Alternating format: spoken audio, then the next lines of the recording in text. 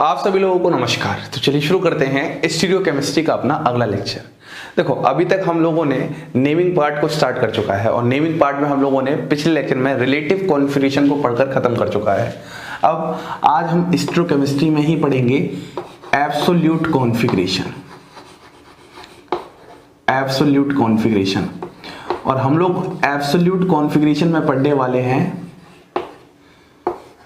RS naming. अब आप लोगों ने अगर बीएससी के और एमएससी के ही स्टूडेंट हैं आप सभी लोग, तो आरएस नेमिंग तो सुना ही है आपने। बीएससी वाले भी स्टार्टिंग के टाइम जब स्टीरियोकेमिस्ट्री का पोर्शन पढ़ते हैं तब वहां पर आरएस नेमिंग समझ में आ जाता है, और एमएससी वालों की तो जिंदगी इसी में खत्म हो रखी है। मतलब परेशान भी हो रखे हैं कि सर किसी का सही आता है तो किसी का नहीं आता, या मोस्टली अगर आरएस नेमिंग आप सही भी कर लेते हो तो फिर आखिरकार इसका एप्लीकेशन क्या है, हम दोनों ही चीजों को समझेंगे। देखो, मेरा यहां पर सिर्फ आपको आरएस नेमिंग निकालना नहीं है, यहां पर आपको इसके बाद ये भी समझाना रहेगा कि आखिरकार हम किस तरीके से आरएस नेमिंग का यूज करके अपनी स्टीरियोकेमिस्ट्री को आसान कर सकते हैं। तो सबसे पहले हम लोग जितने भी मैं यहां पर एग्जांपल्स देने वाला हूं आरएस नेमिंग के, उसको पहले बहुत अच्छे से समझना है। ये टॉपिक भी बिल्कुल वैसा ही है जैसा आपने पेशेंस इंटर कन्वर्जन रखते समय दिखाया था, आपको वैसा ही पेशेंस यहां दिखाना पड़ेगा। तो सबसे पहले हम लोग आरएस नेमिंग की अगर बात करें तो आपके पास यहां पर ये बात कर लेते हैं कि किस किस कंपाउंड में हमें आरएस नेमिंग पढ़नी है। तो हम डिफरेंट कंपाउंड्स लिखना स्टार्ट करते हैं। देखो, अगर हम डिफरेंट कंपाउंड्स की बात करेंगे तो सबसे पहले हम लोग क्या करेंगे, इसी आरएस नेमिंग को दो फॉर्म में पढ़ने वाले हैं। एक तो हम लोग फिशर रिप्रेजेंटेशन में पढ़ने वाले हैं, जो हमारे पास नॉर्मल कंपाउंड्स होते हैं। इसी आरएस नेमिंग को हम लोग कहाँ पढ़ने वाले हैं, फिशर रिप्रेजेंटेशन। और फिशर रिप्रेजेंटेशन के बाद दूसरा रिप्रेजेंटेशन है डैश वेज रिप्रेजेंटेशन या फिर फ्लाइंग वेज रिप्रेजेंटेशन। इसमें भी हम लोग आरएस नेमिंग पढ़ने वाले हैं, फ्लाइंग वेज रिप्रेजेंटेशन। मतलब हमारे पास टोटल 4 रिप्रेजेंटेशन होती हैं, उसमें से हम सिर्फ ये 2 रिप्रेजेंटेशन में ही आरएस नेमिंग सीखेंगे। सॉहर्स और न्यूमान में हमें आरएस नेमिंग नहीं करनी है। तो जब भी अगर सॉहर्स और न्यूमान का क्वेश्चन आ जाए, आपको हमेशा फिशर में ही बदलना है, क्योंकि मैंने आपको पहले ही बता दिया था आपको 4 रिप्रेजेंटेशन में से एक रिप्रेजेंटेशन लेके चलना पड़ेगा हमेशा मेन। तो ये वो दूसरी वजह है जिसकी वजह से फिशर रिप्रेजेंटेशन बहुत इंपॉर्टेंट बन जाती है। मैंने आपको बोला था फिशर रिप्रेजेंटेशन दिल के बहुत करीब है, वो यही सब कारण है। अब हमारे पास जो भी पार्ट आने वाले हैं वो मिसलेनियस पार्ट आने वाले हैं, जिसमें हमारे पास अगला होगा जहां पर हम आरएस नेमिंग पढ़ेंगे fused ring system. Fused ring systems. अब फ्यूज्ड रिंग सिस्टम का मतलब क्या है, जहां पर 2 रिंग्स आपस में फ्यूज्ड होंगी वहां पर हम आरएस नेमिंग सीखेंगे। उसके बाद फ्यूज्ड रिंग सिस्टम के बाद आपके पास होगा आरएस नेमिंग इन नॉरबोरियन सिस्टम। नॉरबोरियन आपने सुना होगा, तो सबसे पहले मैं नॉरबोरियन सिस्टम का आइडिया दूंगा, उसमें बात करेंगे। फिर अगर मैं 5th बात करता हूं तो हम चेयर और जो बोर्ड फॉर्म ऑफ साइक्लोहेक्सेन है, chair and board form of cyclohexane,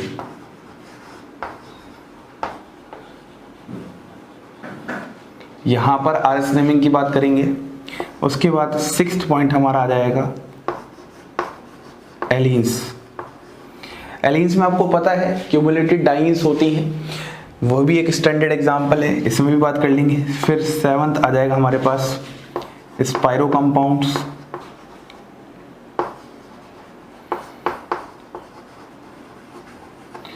eighth आ जाएगा हमारे पास बाइफेनाइल कंपाउंड्स।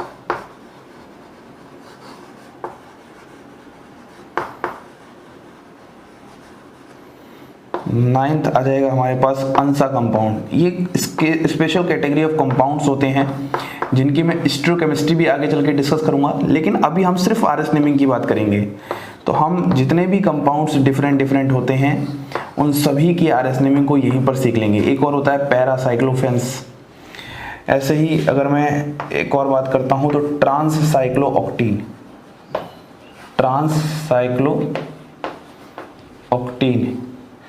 और last epoxide ring. Epoxide ring में किस तरीके से आरएस नेमिंग करते हैं ये बात भी हम करने वाले हैं। मतलब ये सारे डिफरेंट टॉपिक हैं जहां पर मैं आपको आरएस नेमिंग सिखाने वाला हूं। मतलब बेसिक से जितना भी हायर तक जा सकते हैं वो सारी आरएस नेमिंग हम एक साथ पढ़कर खत्म कर देंगे।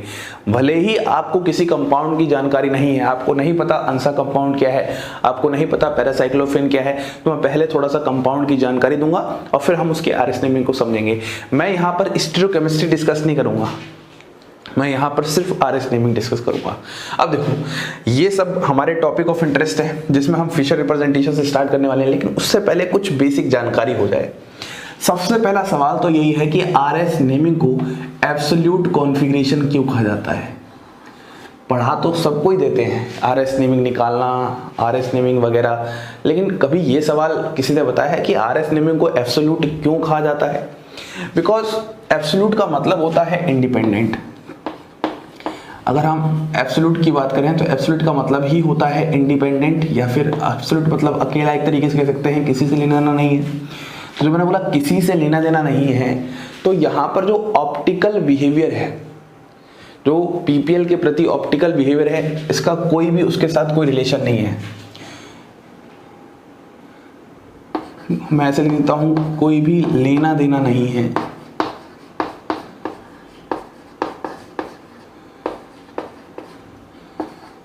ऑप्टिकल बिहेवियर ऑफ मॉलिक्यूल से। अब ऑप्टिकल बिहेवियर ऑफ मॉलिक्यूल बोले तो वही पीपीएल के प्रति क्या बिहेव कैसे करता है, तो इससे कोई लेना देना नहीं है, इसीलिए इसको एब्सोल्यूट कॉन्फ़िगरेशन कहा जाता है, पहली बात। अब जो दूसरी सबसे इंपॉर्टेंट बात है कि जो आरएस नेमिंग है, इस आरएस नेमिंग में हम लोग यूज करते हैं CIP रूल। मतलब CIP रूल का यहाँ पर बहुत जबरदस्त एप्लीकेशन पार्ट है। हम लोगों ने जब ज्योमेट्रिकल आइसोमेरिज्म पढ़ा था तो ज्योमेट्रिकल आइसोमेरिज्म में हमने इजेड नेमिंग पढ़ी थी और वहां पर हमने देखा था कि आखिरकार CIP रूल क्या होता है।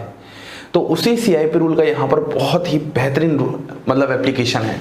तो सबसे पहले एक बार हम CIP रूल को क्या करते हैं, रिवीजन करते हैं। अब रिवीजन में हमारे पास डिफरेंट पॉइंट आने वाले हैं। मैं CIP रूल को एक बार रिवाइज कराता हूँ बहुत अच्छे से, फिर मैं ये सिखाऊंगा कि आखिरकार फिशर रिप्रेजेंटेशन में किस तरीके से हम आरएस नेमिंग करेंगे। आज का हमारा टॉपिक ऑफ इंटरेस्ट यही होने वाला है। कुछ एक दो इंपॉर्टेंट बातें भी यहाँ पर बतानी है, तो जिसमें सबसे पहले हम CIP रूल के बारे में डिस्कस करते हैं। देखो सबसे पहला जो CIP रूल था वो ये कहता है कि जो आपके पास डायरेक्टली अटैच्ड एटम है,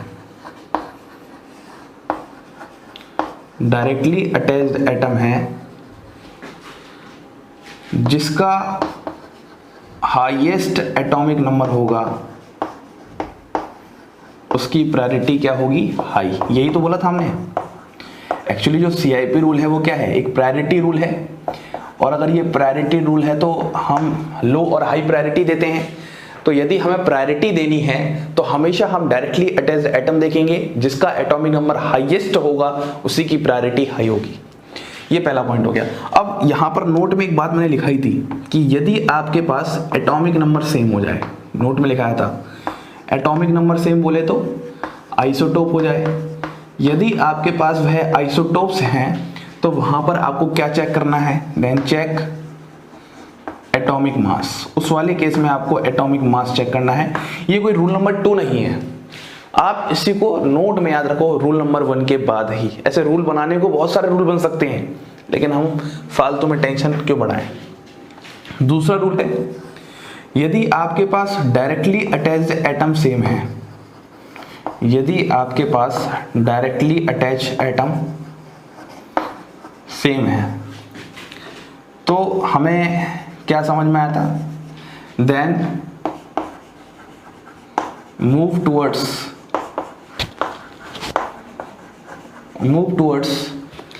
नेक्स्ट पॉइंट ऑफ डिफरेंस। यही बात की थी मैंने आप लोगों से, नेक्स्ट पॉइंट ऑफ डिफरेंस। अगर हमारे पास डायरेक्टली अटैच्ड एटम सेम है तो हमें तब तक मूव करना है जब तक हमें नेक्स्ट पॉइंट ऑफ डिफरेंस ना मिल जाए। और मैंने आपको ये एग्जांपल्स बहुत सारे करवा रखे हैं, ठीक है। ज्योमेट्रिकल आइसोमर्स में हमने CIP रूल बहुत अच्छे से पढ़ा हुआ है। लिख देता हूँ, भूले भटके लोग, कोई भूल गया हो सर कहाँ पढ़ा है, ज्योमेट्रिकल आइसोमर्स में पढ़ा है जब हम लोग इजेड नेमिंग कर रहे थे। याद आ गया। तीसरा रूल क्या था, तीसरा रूल था कि हमारे पास यदि कोई मल्टीपल बॉन्ड हो, यदि सिस्टम में कोई मल्टीपल बॉन्ड हो, उस मल्टीपल बॉन्ड को हमें ट्रीट करना है किसकी तरह, हाइपोथेटिकल सिग्मा बॉन्ड की तरह। अब देखो यार, बहुत सारे बच्चे होंगे जो सोच रहे होंगे सर यही वाला हमें रूल समझ में नहीं आया। तो आप पॉइंट को समझो, आप हाइपोथेटिकल सिग्मा में ब्रेक तोड़ना सीख लो बस। मतलब अगर कहीं पर दो बॉन्ड लगी हैं, एक सिग्मा तो दूसरी पाई, अब पाई बॉन्ड को आपको सिग्मा में दर्शाना है, ठीक है। तो उसकी आप जो 3-4-5 एग्जांपल मैंने दिए थे उनको एक बार प्रैक्टिस करके देख लो, और फिर आप लोग चक्कर में मत पड़ो। वर्चुअल बॉन्ड क्या होता है, रियल बॉन्ड क्या होता है, इमेजिनरी बॉन्ड क्या होता है, बहुत सारे आते हैं, फैंटम रूल क्या होता है, किसी के चक्कर में कुछ मत पड़ो। बस आप उसको तोड़कर बना लो। अगर तोड़कर बनाना सीख चुके हो उसके बाद तो आप point to point difference check करो, आंसर हमेशा वही आएगा। तो अब अगर कभी कुछ होगा डाउट्स सेशन, तो क्या मतलब जो मैं असाइनमेंट करवाऊंगा तो उस समय आपको बता दूंगा, अच्छे से समझा दूंगा, ठीक है। तीसरा पॉइंट हो गया। चौथा पॉइंट मैंने बताया था, यदि आपके पास लोन पेयर है तो हम लोग लोन पेयर का एटॉमिक नंबर क्या मानते हैं, 0। और अगर एटॉमिक नंबर 0 मानते हैं तो इसको क्या करते हैं, लोएस्ट प्रायोरिटी देते हैं। याद रखना ये सब बातें इंटरव्यू वगैरह में पूछी जाती हैं। जब अगर आप पीएचडी करने जाओगे तो ये बहुत ही ऐसी बात है जो इंटरव्यू में पूछ लेते हैं, ठीक है। पांचवा पॉइंट ये और बहुत इंपॉर्टेंट फेवरेट क्वेश्चन होता है इंटरव्यू वालों का, अगर ऑर्गेनिक केमिस्ट्री से आप बताना चाहते हो तो इसमें क्या है ये ध्यान रखना पड़ेगा। अगर आपके पास सिस और ट्रांस है तो दो ग्रुप, तो सिस की प्रायोरिटी ज़्यादा होगी। यदि आपके पास Z और E ग्रुप है तो Z की प्रायोरिटी ज़्यादा होगी। यदि आपके पास R और S ग्रुप है, R की प्रायोरिटी ज़्यादा होगी। यदि आपके पास RR SS है तो RR की प्रायोरिटी ज़्यादा होगी। और यदि आपके पास RR SS RS SR ऐसा कुछ मतलब है तो लाइक पेयर की प्रायोरिटी ज़्यादा होगी। मतलब मैंने सारी डिफरेंट पॉसिबिलिटीज़ को यहाँ पर ले लिया, बस इनको आपको ध्यान रखना है थोड़ा सा, ठीक है। बोलिए इतनी बात समझ में आ रही है आपको एकदम अच्छे से। तो हम लोग RS नेमिंग पढ़ रहे हैं, हमें इन सब पे RS नेमिंग पढ़नी है और ये हमें पहले से पता होना चाहिए। इस पर हमने क्वेश्चन भी बहुत सारे प्रैक्टिस कर रखे हैं। तो अब हम शुरू करते हैं सबसे पहले अपने फिशर रिप्रेजेंटेशन में किस तरीके से RS नेमिंग करेंगे। तो आइए अब हम बात करते हैं सबसे पहले RS नेमिंग इन फिशर रिप्रेजेंटेशन। हमारे पास सबसे पहला हेडिंग है फिशर रिप्रेजेंटेशन में RS नेमिंग। अब देखो सबसे पहले आप लोग याद करो कि आखिरकार फिशर रिप्रेजेंटेशन मैंने आप लोगों को क्या सिखाई थी, याद आ गया। मैंने आपको बोला था आपको देगा कुछ और तरीके से लेकिन आपको सोचना कुछ और तरीके से है, क्योंकि जो दिखता है वो होता नहीं और जो होता है वह दिखता नहीं। ये सब बातें मैंने आपको बहुत अच्छे से सिखाई थी। तो सबसे पहले आज का हमारा टॉपिक है फिशर रिप्रेजेंटेशन में किस तरीके से RS नेमिंग करेंगे। और आज का लेक्चर ही सबसे ज़्यादा इंपॉर्टेंट लेक्चर है क्योंकि यहीं से आपका एक बेसिक फाउंडेशन तैयार होगा RS नेमिंग का। चलो शुरू करते हैं। देखो हमारे पास आपको पता है इस तरीके से होता है, एक 2D रिप्रेजेंटेशन होती है, इक्लिप्स फॉर्म होती है, ये सब बातें हमने पहले कर रखी हैं। अब अगर इस तरीके से है तो एक्चुअली ये इस तरीके से नहीं दिखता। रियल में किस तरीके से दिखता है, रियल में आपके पास जो हॉरिजॉन्टल बॉन्ड हैं वो आपकी तरफ आते हुए नजर दिखेंगी और जो वर्टिकल बॉन्ड हैं वो आपसे दूर जाते हुए नजर दिखेंगी। मतलब ये बस आपकी जानकारी के लिए बता रहा हूं, काम तो हमारा यहीं से चलने वाला है। अब आखिरकार अगर आपको RS नेमिंग देनी है तो RS नेमिंग देने के लिए फिशर रिप्रेजेंटेशन में रूल क्या है इसको समझते हैं। देखो रूल पहले समझ लेते हैं, फिर आप जितने डिफरेंट क्वेश्चंस प्रैक्टिस करोगे उससे आपकी क्लैरिटी डेवलप होगी। देखो सबसे पहला रूल तो ये है कि आपको according to CIP rule, according to CIP rule gives priority.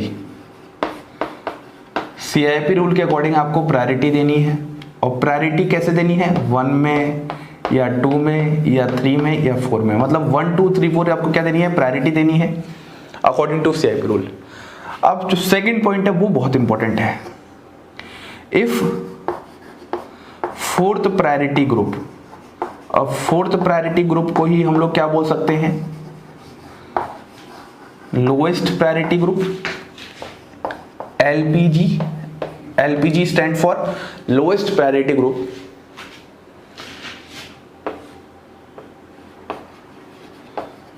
Present on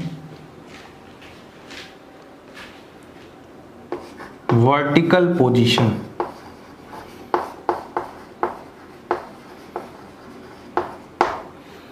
तो थर्ड पॉइंट आपके पास आ जाएगा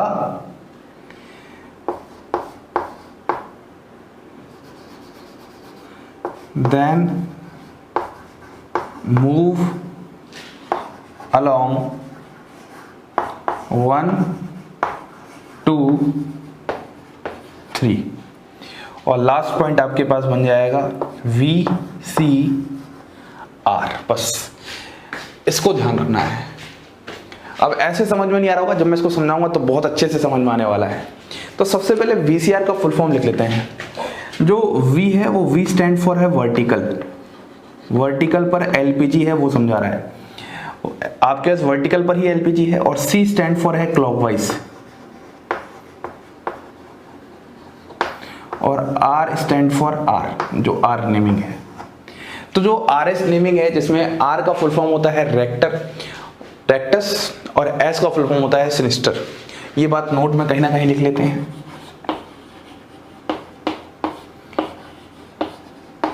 ये होता है रेक्टस और ये होता है सिनिस्टर। ये दोनों ही आपके पास क्या हैं, लैटिन वर्ड हैं।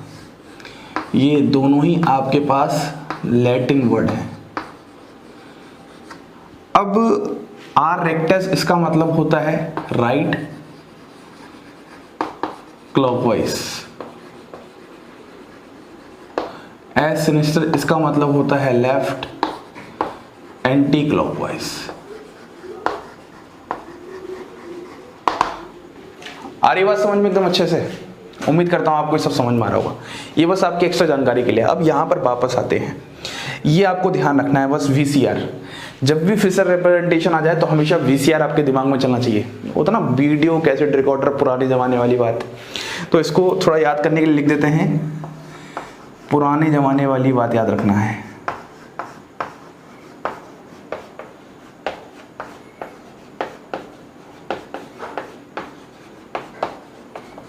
अब बातों को जरा ध्यान से समझना, मैं क्या बताना चाहता हूं।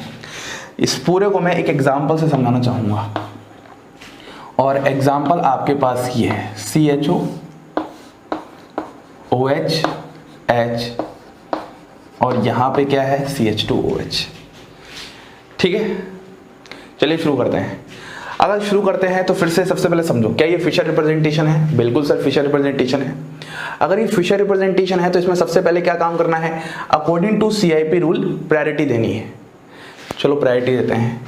यहाँ पर कार्बन है, यहाँ पर हाइड्रोजन है, यहाँ पर ऑक्सीजन है, यहाँ पर कार्बन है, मतलब नंबर 1 तो प्रायोरिटी आपके पास इसकी हो जाएगी। अब इन दोनों में अगर आप चेक करोगे तो यहाँ पर CHO की प्रायोरिटी ज़्यादा होगी क्योंकि यहाँ पर डबल बॉन्ड ऑक्सीजन है। तो आपको प्रायोरिटी देना बहुत अच्छे से आना चाहिए, मतलब आपकी CIP रूल में प्रैक्टिस बहुत तगड़ी होनी चाहिए। तो सबसे पहले आपने क्या कर दिया? प्रायोरिटी दे दी। जब आपने प्रायोरिटी दी तो यहाँ पर पहला ही क्वेश्चन ऐसा है कि ये हॉरिजॉन्टल पे है, लोएस्ट प्रायोरिटी ग्रुप किस पे है? हॉरिजॉन्टल पे है।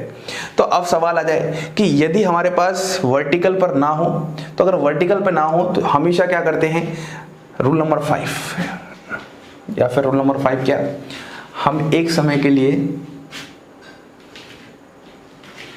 रूल नंबर 5 ही लिखना पड़ेगा। 4 हो गया।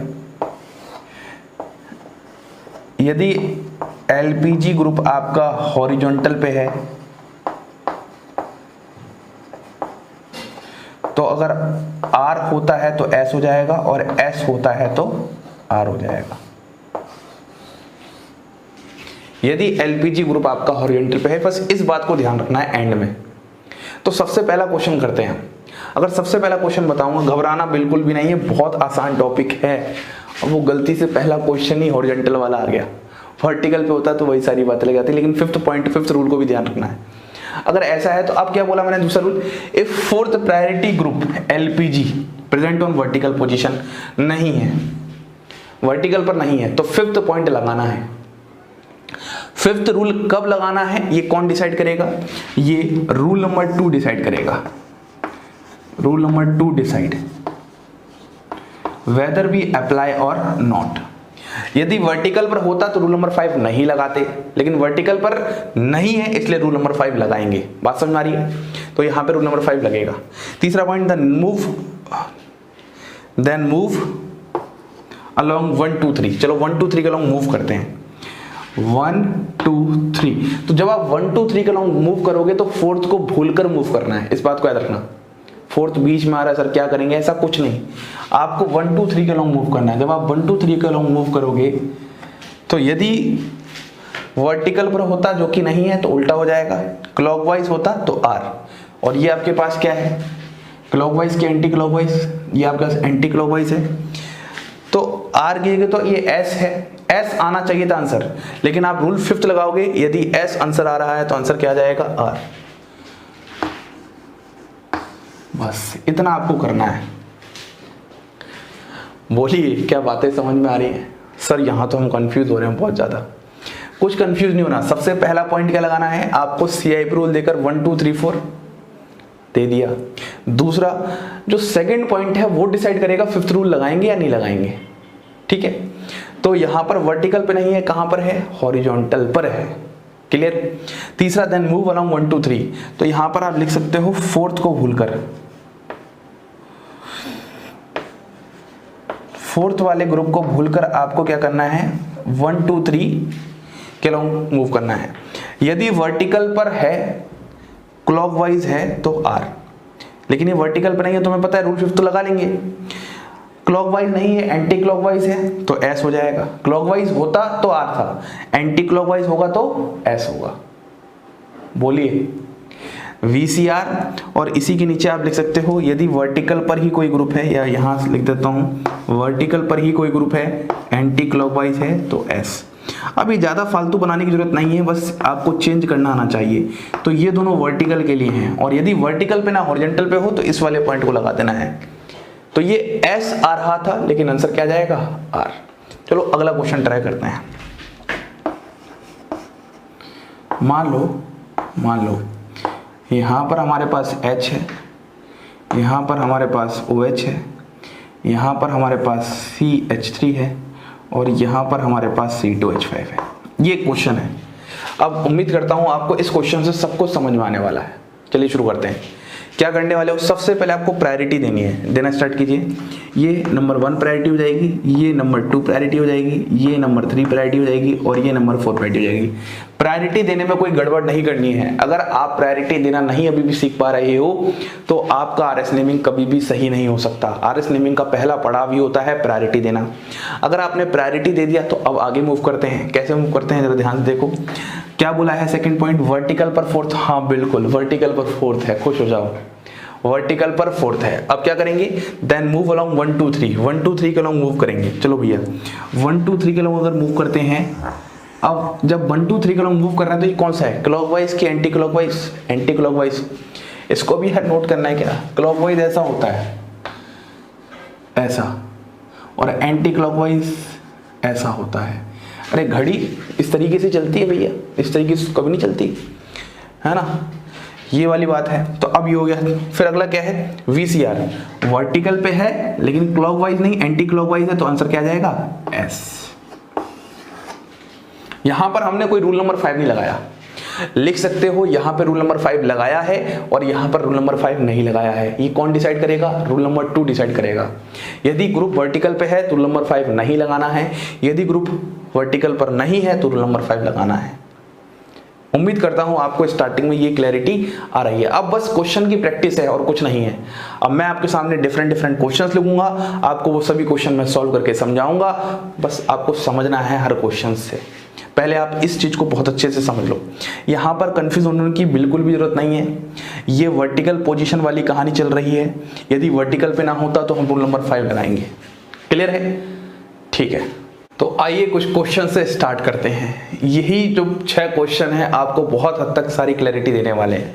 तो सबसे पहले अगर आप फिशर रिप्रेजेंटेशन में समझ रहे हो तो RS नेमिंग के लिए आपको VCR याद रखना पड़ेगा, ठीक है। वर्टिकल, क्लॉकवाइज, R, ठीक है, नेमिंग है आर। चलिए शुरू करते हैं सबसे पहले क्वेश्चन से। सबसे पहला पॉइंट क्या था? सबसे पहला पॉइंट था आपको क्या देना है? प्रायोरिटी देना है। तो सबसे पहले आप प्रायोरिटी दो, तो ये आपके पास नंबर 1 हो जाएगा, ये आपके पास नंबर 2 हो जाएगा, ये नंबर 3 हो जाएगा और ये नंबर 4 हो जाएगा। क्लियर है? अब आप देखो कि जो नंबर 4 है वो कहाँ पर है? वर्टिकल पे है, तो आप वर्टिकल वाली ही बात लगाओगे। मतलब ये दिमाग में फिक्स कर लो कि यहाँ पर रूल नंबर 5 नहीं लगने वाला। ऐसे कर लिया करो, लिख लिया करो सामने, रूल नंबर 5 नहीं लगने वाला। रूल नंबर 5 क्या था? आर है तो एस हो जाएगा, एस है तो आर हो जाएगा, वो यहाँ नहीं लगने वाला। तीसरा पॉइंट हमारे पास क्या था? 4th को भूलकर 1 2 3 के अलॉन्ग मूव करो। अगर 1 2 3 के अलॉन्ग मूव करोगे 4th को भूलकर, तो कैसा आ रहा है? क्लॉकवाइज। कैसा आ रहा है? क्लॉकवाइज या एंटी क्लॉकवाइज? तो ये आपके पास आ रहा है एंटी क्लॉकवाइज। एंटी क्लॉकवाइज, तो बस खत्म हो गया। वर्टिकल पर अगर क्लॉकवाइज होता तो आर है, लेकिन वर्टिकल पर रूल नंबर 5 तो नहीं लगाओगे। वर्टिकल पर यहाँ पर लोएस्ट प्रायोरिटी ग्रुप की बात कर रहे हैं, एंटी क्लॉकवाइज है, तो यहाँ पर क्या आ जाएगा आंसर? एस। बोलिए क्या समझ में आ रहा है? आप ये 6 एग्जाम्पल में भले कितना भी टाइम ले लो, कोई दिक्कत नहीं है, लेकिन ये 6 एग्जाम्पल समझ में आने ही चाहिए। चलिए अगले क्वेश्चन से शुरू करते हैं। उम्मीद करता हूँ यहाँ समझ में आ जाएगा। देखो, और आ भी गया होगा बहुत सारे लोगों को। यहाँ शुरू करते हैं। सबसे पहले क्या करना है? आपको प्रायोरिटी देनी है। चलो प्रायोरिटी देना शुरू करते हैं। यहाँ पर ये नंबर 1 हो जाएगा, ये नंबर 2 हो जाएगा, ये नंबर 3 हो जाएगा और ये नंबर 4 हो जाएगा। मैं उम्मीद करता हूँ आप लोगों को प्रायोरिटी में कोई दिक्कत नहीं हो रही है। अगर CHO और CH2OH में दिक्कत हो रही है तो इसको खोल के लिखोगे तो C डबल बॉन्ड OH हो जाएगा। प्रायोरिटी दे दी। अब 4th वाला हॉरिजॉन्टल पे आ रहा है, तो यहीं पर आप लिख लो कि यहाँ पर रूल नंबर 5 लगेगा। रूल नंबर 5 लगेगा, मतलब अगर आंसर R आएगा तो S हो जाएगा और S आएगा तो R हो जाएगा। ठीक है, क्लियर है? अब आप क्या करोगे? 4th को भूलकर 1 2 3 के अलॉन्ग मूव करो। 1 2 3, जब आप 1 2 3 के अलॉन्ग मूव कर रहे हो तो ये कैसा आ रहा है? क्लॉकवाइज आ रहा है। कैसा आ रहा है? क्लॉकवाइज। देखो क्लॉकवाइज, अगर ये क्लॉकवाइज आ रहा है तो वर्टिकल पर क्लॉकवाइज क्या होता है? आर। होना तो चाहिए था आर, लेकिन ये आर नहीं होगा, क्या होगा? एस, क्योंकि हमें रूल नंबर 5 लगाना है। आर होगा तो एस हो जाएगा, एस होगा तो आर हो जाएगा। बात समझ में आ रही है? बहुत प्यारा क्वेश्चन है। ऐसे ही चलो, इस क्वेश्चन की तो हमने बात कर रखी है, स्पीड में करते हैं फिर से। ये 1 हो जाएगा, अरे ये 1 हो जाएगा, ये 2 हो जाएगा, ये 3 हो जाएगा और ये 4 हो जाएगा। बताइए इस वाले में क्या करने वाले हो? 4th वाला हॉरिजॉन्टल पे है तो पक्की बात है यहाँ लिख लो, रूल नंबर 5 यहाँ पर भी लगेगा। ऐसे लिख लोगे स्टार्टिंग में तो आपको आंसर गलत नहीं होगा, भले टाइम कितना भी लग जाए, लेकिन अभी आंसर गलत नहीं होना चाहिए। स्पीड तो हम बाद में बढ़ा लेंगे, जब प्रैक्टिस कर लेंगे तब स्पीड बढ़ा लेंगे। तो 1 2 3 के लॉन्ग मूव करते हैं। बताओ भैया, 4th को बोलकर 1 2 3 के लॉन्ग मूव कर रहे हैं। ये कैसा है? Anti clockwise. वर्टिकल पर क्लॉकवाइज आर, क्योंकि ये एंटी क्लॉकवाइज है तो क्या होना चाहिए? एस, लेकिन रूल नंबर 5 लगाएंगे तो एस काट कर क्या लिख देंगे? आर। आप इस तरीके से क्या करो, जब भी हॉरिजॉन्टल पे कोई ग्रुप प्रेजेंट हो, वर्टिकल पर ना हो, और आप रूल नंबर 5 लगा रहे हो, तो जो आंसर आए उसको काट के फिर लिखा करो, नहीं तो ऐसे दिमाग में बहुत सारी कंफ्यूजन हो जाती है। ठीक है, अब जरा ध्यान से देखो। अगर आप दोनों को जरा ध्यान से देखोगे, यहाँ पे बहुत ही सदाबहार मतलब बेहतरीन बात बताने जा रहा हूँ। ये दोनों ही कंपाउंड जो आपस में क्या है? एक दूसरे के रिफ्लेक्शन है। अरे अगर मैं इस पर मिरर में रखूंगा तो इसके रिफ्लेक्शन से ये मिलेगा। तो यहाँ पर S है और यहाँ पर R है। क्लियर है? तो हम एक पॉइंट नोट कर सकते हैं NOTE नोट में। नोट में हम ये नोट कर सकते हैं, रिफ्लेक्शन में हमेशा, रिफ्लेक्शन में हमेशा अपोजिट कॉन्फ़िगरेशन होता है। और ये बात आपको कंपटीशन में बहुत हेल्प करेगी। मतलब जब आपको स्पीड में आंसर करना होगा ना, और अगर आपको थोड़ा सा रिफ्लेक्शन का आइडिया है तो बहुत स्पीड में आंसर हो जाएगा। रिफ्लेक्शन का हम हमेशा अपोजिट कॉन्फ़िगरेशन होता है। इस बात को हमें इस से समझ में आ रही है कि यदि कहीं पर रिफ्लेक्शन हो उसी ही मॉलिक्यूल का तो उसका अपोजिट कॉन्फ़िगरेशन होगा। S होगा तो R होगा उसका, और R होगा तो S होगा, लेकिन सेम एसिमेट्रिक सेंटर पे। ठीक है, इसकी बात करते हैं। चलिए शुरू करते हैं फिर से। अब थोड़ा सा ये अजीब लगेगा, यहाँ तो अभी एक एसिमेट्रिक सेंटर था, अब तो यहाँ पर 2 आ चुके हैं, फिर 3 आ चुके हैं। अरे बोलिए, तो चलिए शुरू करते हैं फिर भी। देखो अगर हम शुरू करें तो यहाँ पर कैसे होगा, सबसे पहले प्रायोरिटी इसको देंगे, इस एसिमेट्रिक सेंटर की बात कर रहे हैं। उसके बाद हम प्रायोरिटी, अच्छा आप खुद सोचो, यहाँ पर क्या है कार्बन ऑक्सीजन, यहाँ पर क्या है कार्बन डबल बॉन्ड ऑक्सीजन, तो नंबर 2 प्रायोरिटी हमारे पास ये होगी। नंबर 3 प्रायोरिटी हमारे पास ये पूरा ग्रुप, ये नंबर 3 हो जाएगी, और नंबर 4 ये।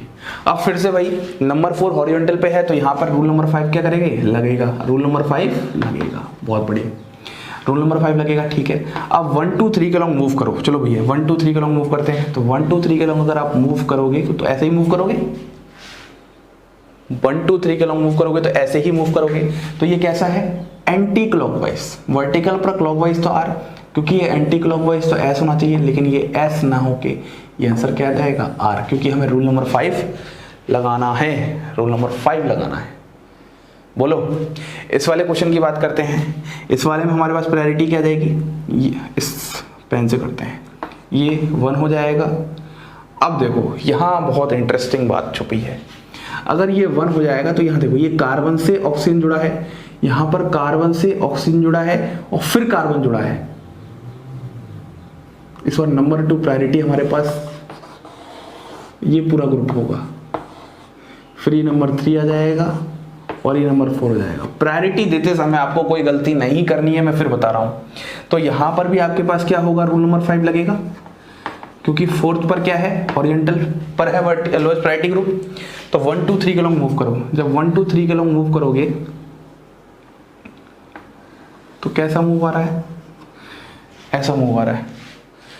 1 2 3 जब आपने मूव किया कैसा रहा, एंटी क्लॉकवाइज, ये तो क्या है एंटी क्लॉकवाइज, तो वर्टिकल पर क्लॉकवाइज आर, तो एंटी क्लॉकवाइज है एस, लेकिन ये एस नहीं होगा, क्या होगा आर, क्योंकि हमें रूल नंबर 5 लगाना है। बोलिए, ये थोड़ा सा टिपिकल आपको लग रहा होगा, लेकिन अब आपकी प्रैक्टिस के ऊपर है। मैं फिर बोल रहा हूँ, जितना प्रैक्टिस करोगे उतना ये टॉपिक समझ में आने वाले हैं। इस क्वेश्चन की बात करते हैं, बताओ इस क्वेश्चन में क्या होने वाला है। फिर से वही बात, प्रायोरिटी देना स्टार्ट करते हैं। अब देखो यार, ये सब चीजें हमने सीख रखी हैं, आप लोग यहाँ पर प्रायोरिटी दे देना। अब मैं यहाँ पर एक बात बताता हूँ, ये मॉलिक्यूल आपके पास क्या है, ग्लिसरॉल्डिहाइड, याद है ये मॉलिक्यूल क्या है, ग्लिसरॉल्डिहाइड, याद आ गया।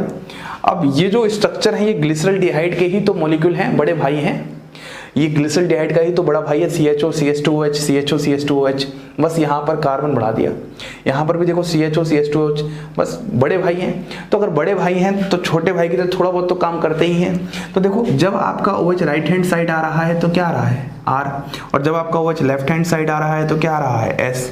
तो यदि यहाँ पर मैं इसका नहीं करता हूँ, मान लो मैं शॉर्ट ट्रिक लगाना चाहता हूँ, लेकिन ये शॉर्ट ट्रिक सिर्फ तब लागू होगी जब आपके पास ग्लिसरॉल्डिहाइड का ही बड़ा भाई हो, और कोई ग्रुप लगे हो तब शॉर्ट ट्रिक नहीं काम करेगी भाई। तब मत बोलना सुमित सर ने गलत करवा दिया, ये शॉर्ट ट्रिक तब काम करेगी जब इसी ही का बड़ा भाई हो। तो अगर बड़ा भाई है तो देखो यहाँ पर OH राइट में है तो इस वाले पर क्या हो जाएगा आपके पास R। अब इस वाले पे देखोगे तो यहाँ पर OH लेफ्ट में है तो इस वाले का क्या हो जाएगा S, खत्म हो गया। बोलो, ये ज़्यादा आसान लगा होगा, कौन प्रायोरिटी दे, कौन बार बार ऐसे करे, घुमाए, घुमाने में तो हम ही घूम जाएंगे उल्टा। तो लेकिन मैं फिर कहूँगा आप इस क्वेश्चन को अपनी कॉपी पर प्रायोरिटी देकर बाकायदा क्लॉकवाइज एंटी क्लॉकवाइज करके अगर ये क्वेश्चन कर लोगे तो आपके अंदर कॉन्फिडेंस बढ़ेगा कि हाँ हमने ये क्वेश्चन किया है और हमें टॉपिक समझ में आ चुका है। इस फंडे को याद रखो बस आप, V फॉर वर्टिकल है, क्लॉकवाइज R, अगर एंटी क्लॉकवाइज होता तो S हो जाता। और रूल नंबर 5 कब लगाना है कब नहीं लगाना है ये रूल नंबर 2 डिसाइड करेगा। बस इतनी बातें आप याद रखो, ठीक है। ये शॉर्ट ट्रिक समझ में आ गया आप लोगों को। ये शॉर्ट ट्रिक सिर्फ ग्लिसरॉल्डिहाइड के ही मॉलिक्यूल पे लगेगा। अब मान लो अगर ग्लूकोज की मैं बात करता तो ग्लूकोज भी ऐसा ही होता है, ग्लिसरॉल्डिहाइड का ही बहुत बड़ा भाई होता है। तो अब तो आप उसमें एकदम जल्दी से स्पीड में RS कर दोगे। मान लो अगर आपके पेपर में आ गया, चलो अभी हम बात करेंगे। मान लो ये क्वेश्चन है, इसकी स्पीड की बात करते हैं। देखो पहले चेक करो क्या ये ग्लिसरॉल्डिहाइड का ही बड़ा भाई है, करो चेक जल्दी से। CHO CH2OH, बस कार्बन एटम ही तो बढ़ रहे हैं, बस खत्म हो गया। अगर ये लेफ्ट हैंड साइड है तो यहाँ पर क्या हो जाएगा S, यदि ये राइट हैंड साइड है तो यहाँ पर क्या हो जाएगा R, यदि ये राइट हैंड साइड है तो यहाँ पर क्या हो जाएगा R। क्या इतनी स्पीड में कभी आंसर हो पाया? अब होगा, अब होगा। यही होता है यार, हर कोई सीखता है, लेकिन आप और साथ साथ कितना बेहतरीन तरीके से चीज़ों को सीख पा रहे हो, एग्जाम के टाइम आप कैसे उस चीज़ को परफॉर्म कर पा रहे हो, यही इंपॉर्टेंट बात है। सिखा मैं सबको रहा हूँ अभी, लेकिन जब एग्जाम आएगा तो एग्जाम में 50% याद रखेंगे, और जब लगाएंगे तो फिर उसमें 20-25% ही लगा पाते हैं, वो भूल जाते हैं क्या बताया था क्या नहीं बताया था। तो यही सारी चीज़ें हैं। इस क्वेश्चन की बात करते हैं। चलो अब देखो, इसमें शॉर्ट ट्रिक मत लगाना, स्पीड में जल्दी आके यहाँ पर आर बोल दिया, अरे ये इसका बड़ा भाई है ही नहीं। यहाँ पर CHO CH2OH है, लेकिन यहाँ पर तो COOH COOH है। अरे समझ में आया, ये इसका बड़ा भाई है ही नहीं, तो यहाँ पर कोई शॉर्ट ट्रिक नहीं लगी। यहाँ पर तो आपको वैसे ही करना पड़ेगा काम। सबसे पहला नंबर 1 प्रायोरिटी, उसके बाद नंबर 2 प्रायोरिटी,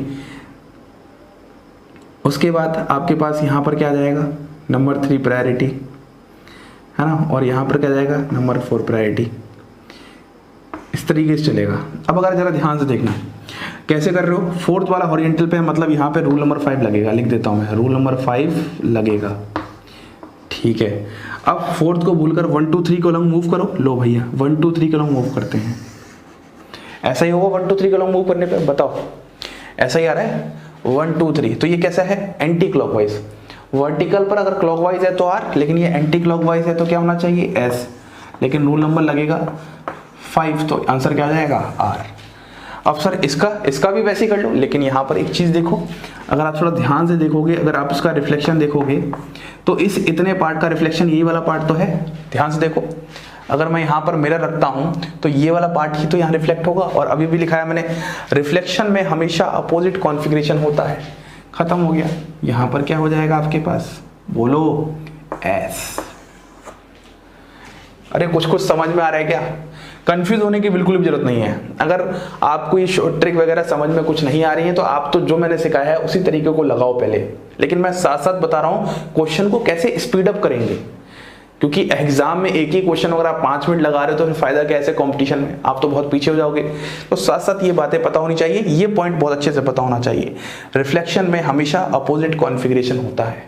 हाँ, अब मैं आपसे बात कर रहा था, यदि आपको बोले ग्लूकोज मॉलिक्यूल में कार्बन 2 और कार्बन 3 पर कॉन्फ़िगरेशन क्या है, ऐसे फॉर एग्जांपल आ गया, तो आप उस समय अगर ऐसे निकाल के करोगे, इस तरीके से करोगे तो बहुत टाइम लग जाएगा।